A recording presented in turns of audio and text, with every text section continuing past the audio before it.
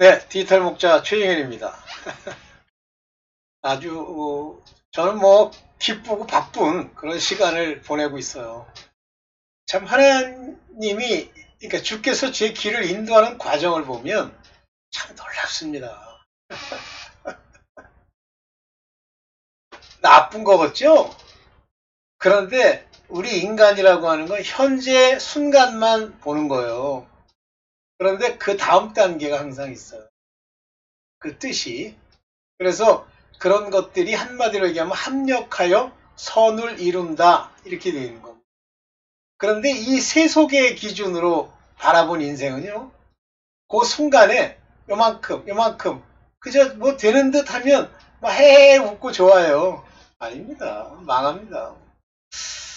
자, 이런 이제 그 실태가 이런 모양들이 뭐 교인이든 뭐 목회자든 사역자든 전부 그런 모양의 생각, 세속이 그들에게 인도해가는 과정에 자기 나름의 기준, 주장 이런 것들이요 판을 치고 있어요.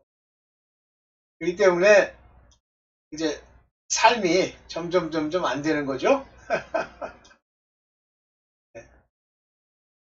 근데 이제 최종적으로 어느 상황에 딱 이렇게 가보면요,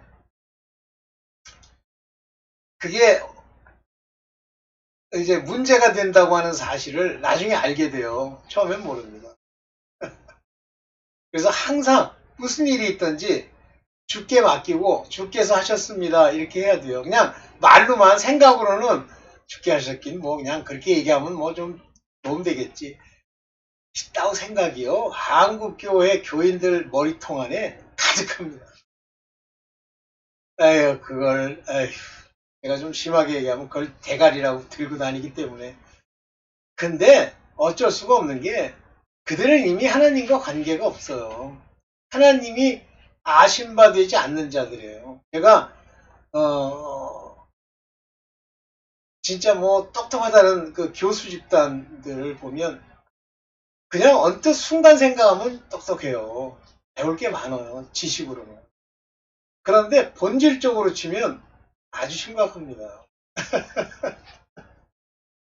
하루는 제가 그 이제 저보다는 연배가 높으신 교수님이신데 무슨 얘기를 하다가 제가 기독교인이라는 걸 잘 알아요. 그리고 조금 좀 지나치다 싶다라고 생각하는 경우도 많고 그런 얘기를 뒤에서 이제 뭐 얘기를 많이 하겠죠. 근데 하루는 그 사람이 그런 얘기를 하는 거예요. 자기는 사실은 맨 처음에 교회를 갔대. 그런데 자기가 교회를 갔는데 결국 그 교회를 계속 다니고 이제 우리가 흔히 얘기하는 크리스천으로서의 삶을 살지 못한 건 거기에 전도사 때문이래. 아닙니다. 당신이 하나님의 택함이 없는 자야. 네 혼자 사람들이 다니니까 어디 가서 한번 이렇게 있어 볼까? 무슨 얘기 하나? 당신은 그 얘기를 듣고 그 순간에 깜짝 놀래도 나중에 마귀가 그 말을 다 뺏어가서 남는 건 당신 껍데기만 남어. 그 얘기를 하고 싶은데 이 세속이라는 게 그런 얘기하면 듣기는커녕 그 다음부터 이제 원수 삼죠. 그래서 얘기를 안 했고 뭐 하여튼 지금까지 왔는데 그런 것들을 이렇게 쭉 제가 일부러 돌이키려는 게 아닙니다. 주께서 틈틈이 그런 것들을 이렇게 기억나게 하시면서 많이 웃어요. 어떨 때는 제가 뭐 별일이 다 있죠. 근데 그게 현실이에요. 그 옛날에 그 학교에 CCC라는 게 있었는데 그 CCC 애들이 이제 정문입니까? 교문에서 서서 막 기타 치면서 이제 찬양하고 그 피킷이라고 써가지고 하나님은 당신을 사랑하십니다. 이런 걸 써놨어요. 그래서 그냥 언뜻 보면 훌륭하지 뭐 저렇게 하는 것도 쉬운 일은 아니야. 맞아요. 쉬운 일은 아닙니다. 그러나 제가 이제 꼭 그걸 전체적으로 주관하는 그 CCC 간사라고 그러나요? 그 사람을 한번 만나보고 싶더라고요. 그래서 거기에 관련되어 있는 어떤 학생을 통해서 그 간사를 제 연구실로 좀 한번 시간 되면 방문 좀 해라. 했더니 오늘 왔어요. 아마 뭐 내가 무슨 얘기 할지 모르고 왔겠지 뭐. 근데 제가 뭐라고 했냐면, 하나님은 사랑이십니다. 그렇습니다. 그렇다고 해서 하나님이 막 everybody, 사탄까지 사랑하는 게 아니에요. 그러면 그런 식으로 하면 프랑스의 박애, 모든 사람을 사랑하는 그 박애가 그 안에 쭉 깔려야 되는데 하나님이 왜 그러세요? 왜 세상에 전쟁도 있고? 아니에요. 하나님은 근본적으로 자기 아심받은 사람들만 사랑하는 겁니다. 그리고 그들에게 자기를 순종하는 자들에게 사랑을 주세요. 그래서 성령이 오셔야 본질적으로 사랑이 나와서 그 사랑은 성령의 은사죠. 열매죠. 그래서 제가 그랬어요. 왜 하나님은 사랑이십니다만 강조합니까? 하나님은 공의의 하나님이세요. 이스라엘 백성 택한 자일지라도 그가 죄를 범하면 아주 심한 하나님의 징계가 있습니다. 그러면서 이제 다윗 얘기를 했어요. 근데 그때 당시만 해도 제가 이제 30대 말 40대 초반이니까 아직 못 깨달을 때예요. 그래서 그렇게 얘기했는데 다윗의 죄는요. 어떤 목사가 말기암에 걸렸다 그러면서 자기가 교만해서 그렇대. 맞습니다. 교만하면요. 그리고 그가 하나님의 아심받으면요. 그 교만한 자를 깨우기 위해서 여러 가지 어려움을 줍니다. 그러나 말기암은 아니에요. 왜냐하면 말기암은 죽이기로 작정한 경우입니다. 그래서 깨달으면 조금이라도 좀 조짐이 보이면 하나님이 좀 더 기회를 줄 거고 아니면 그냥 그걸로 죽어나가요. 제가 어떤 교수인데 미대 교수세요.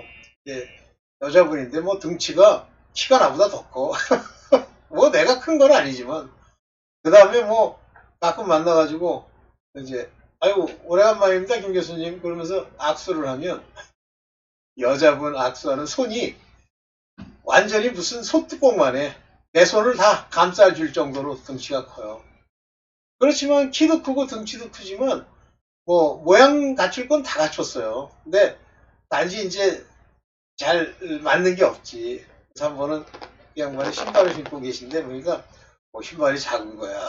그래서 김 교수님 그게 아주 구체적으로 얘기는 못했어요.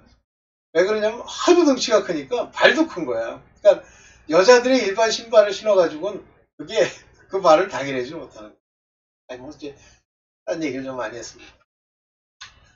그래서 개인적으로 굉장히 친하게 지냈던 여자 교수님이신데 크리스천이었는데 하루는 암에 걸렸어요. 유방암에. 그래서 이제 기도를 그분을 위해서 많이 했죠. 했는데 그분의 상황이 그때는 보이는 거예요. 어떤 일을 했고 어떤 성격을 가지고 어떻게 죄를 졌고 이런 것들이 보이는 거예요. 첫째는 이제 뭐 교수고 또 나름대로 미술에 있어서도 뭐 일가견이 있는 모양이더라고요. 근데 미술에서도 또 박사학위가 있어. 그래서 이 양반이 이제 교수신데 자존심이 세죠. 집안은 뭐 그런 자존심을 부추길 만큼 뭐 이게 탄탄한 집안이었던 것 같아요. 그런데 그 집안에 물레가 있어. 물레라고 아시죠? 대대로 내려오는 죄인데 그 집안에 대대로 내려오는 죄를 그 양반은 뭐 서슴없이 저한테 얘기를 하시더라고. 참 안타깝게 생각했는데 전체 집안이 이 간음과 음란으로 무너져 가고 있는 거예요. 그 아버지란 분도 결국은 그런 음행과 간음으로 일찍 죽었어. 암으로 죽었는 것 같아. 그래서 그 엄마라는 분이 이제 마음고생을 많이 했는데 그 집안에 어떤 형제, 남자 형제가 자기 어머님의 친구와 그 간음을 저지르는 거야. 아이 세상에 젊은 놈이 자기 엄마의 친구라고는 나이 많잖아. 이제 젊었을 때 그랬겠지. 아 그게 아니구나. 자기 이모의 친구. 쉽지 않잖아요. 쉽지 않아요. 그렇게 되기가. 그런 얘기까지 하더라고요. 그래서 안타깝게 생각을 했는데, 결국은 이제 만난 남편도 돈이 많아요. 부자예요. 근데 좀, 뭐 제가 볼 때는 부자지만 부자 중에도 질이 안 좋은 부자들 있죠. 그런 거 같은데, 그분도 결국은 무슨 짓을 하냐면, 간음음란으로 아주 그냥 그 여자의 마음을 찢어놓는 거야. 그러다가 이제 이분이 유방암에 걸렸는데, 뭐가 오냐면, 이분이 그런 실망감에 자기도 간음을 하는 거예요. 근데 크리스찬이야. 하나님이 유방암을 주신 거예요. 근데 본인은 이제 유방암으로 초기에는 괜찮았어요. 근데 그 유방암을 고치지 않고 기도하겠다고 그래요. 그래서 같이 기도합시다. 그래서 이제 뭐 우리 교회 불러다가 이제 같이 옛날 이단 교회 그래가지고 막 불러서 같이 이제 기도. 이단 교회라도 뭐 기도하는데 뭐 차이가 있습니까? 그래서 그렇게 기도를 같이 하는데 하루는 어떤 일이 일어나냐면 중요한 사건인데요. 잘 들어보세요. 그 엄청 가늠질이 나는 그 남자, 물론 이혼을 이미 했죠. 근데 이혼한 이 남자가 갑자기 병원비를 다 대주겠다. 유방암의 생존율은 높다. 50%가 넘는다. 그러니 병원에 가서 진찰받고 수술 받아라. 이렇게 나온 거야. 이 여자 입장에서 그것도 하나의 줄이라고 그 줄을 잡은 거예요. 하루는 교회 안 왔더라고. 그래서 제가 전화를 했어요. 김 교수님, 어떻게 교회에 안 보입니다. 중앙대학교 병원에 입원했대. 그래서 제가 그랬죠. 그냥 입원한 거니까 그냥 나오세요. 그랬더니 말로는 알겠다는데 안 나오더라고. 결국 이제 그런 과정을 거치면서 마지막에는 이제 그 서울대학교 노동령이라고 있어요. 저보다 나이가 훨씬 어린데 내가 좀 개인적으로 아는 건 아닌데 좀 알아. 노동령이라고 의대 옛날에는 진짜 말 맞다나 뭐 인턴 레지던트 때는 그냥 그랬는데 이제 점점 그 암에 대해서 뭐 이렇게 하다 보니까 유방암 관련해 가지고 그 아주 유명한 교수가 됐어요. 그 사람이 분당 서울대병원에 있어. 거기에 이제 예약을 잡아가지고 우리 김 교수라는 양반이 갔대. 한심하더라고. 그래서 그때 당시에 뭐 좀 이렇게 같이 가서 기도도 좀 해주고 할까 그러다가 하도 주변에서 여자니까 내가 왜 여자한테 가가지고 남 여자한테 안 서줘. 그것도 당장 방해하는 게 누구냐면 우리 권사님. 이해는 하는데 하나님이 가서 기도하라고 했으면 감사해야 돼요. 근데 못 가겠어요. 하도 주변에서 그러니까. 오늘 이제 여러분들이 듣게 될 한국 교회와 관련되어 있는 어떤 목사의 간증을 보시면 잘 알게 되는데 그랬어요. 이 양반이 이제 항암 치료를 하면서 뭐 이제 온갖 어려움을 다 겪으면서 이제 나와서 덩치가 크니까 뭐 여자가 견뎌내. 근데 문제가 있더라고. 아무래도 오래 살지 못하겠더라고. 왜 오래 살지 못하겠다라는 생각이 드냐면 첫째는 자기를 높이는 거예요. 누가 그랬대. 자기를 썸씽이라고 그랬대. 뭐 훌륭한 분이란 뜻이죠. 틀렸구나. 근데 그 노동영 교수라는 사람이 이제 진단한 것 중에 암의 활성도라는 게 있답니다. 암세포의 활성도. 뭐 잴 수 있나 봐요.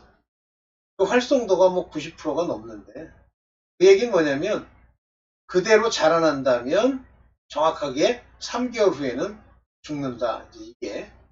네. 가서 이제 같이 기도도 하고 천국 갈 수 있는 그 길을 마련해 주고 싶은데 안 되는 게요. 인생이라는 게. 그 아들이라는 친구가 좀 문제가 있는 것 같아. 뭐 정확하게 모르는데. 근데 막 욕하는 거야. 우리 교회, 당시 이제 이단 교회였잖아요. 그 교회에 사람들 오면 뭐 막말로 막 때려 죽이겠다고 그랬는데 아니 자기가 결정해서 자기가 병원 가고 자기가 그렇게 한 거지 누가 뭐 저만 해도 당장 가지 말라고 그렇게 얘기를 했는데 결국은 얼마 있다 죽었어요. 죽었는데 사람이요.